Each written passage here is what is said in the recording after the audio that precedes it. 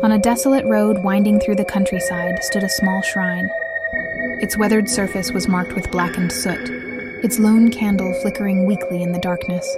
Locals whispered that the shrine was cursed, and those who passed without bowing in respect would hear their names whispered in the dead of night. Late one evening, a man named David drove down the road, oblivious to the warnings. The headlights of his car illuminated the shrine for a brief moment, revealing streaks of dried blood on the ground around it. He shrugged it off, laughing to himself at the absurdity of the rumors. But as he passed the shrine, the candle flickered violently, and for a split second, he thought he saw a shadow dart across the road behind him. He shook his head and pressed the gas pedal harder. That night, as he lay in bed, the air grew unnaturally cold.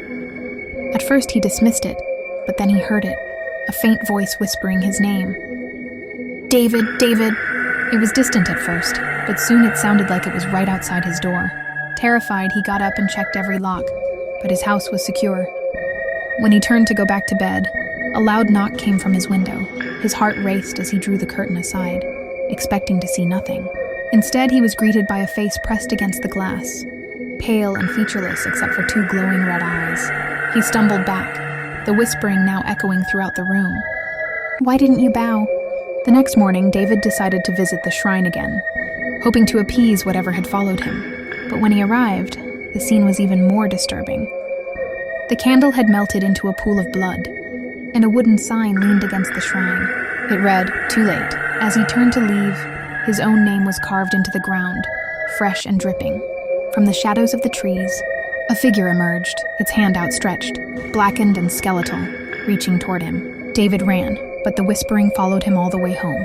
That night, his neighbors heard his screams, but when they entered his house, it was empty. All they found was a single, bloody handprint on the window, and the faint smell of smoke lingering in the air. To this day, travelers claim to hear whispers when passing the shrine, and some swear they see a figure crouching nearby, waiting for the next disrespectful soul to come by.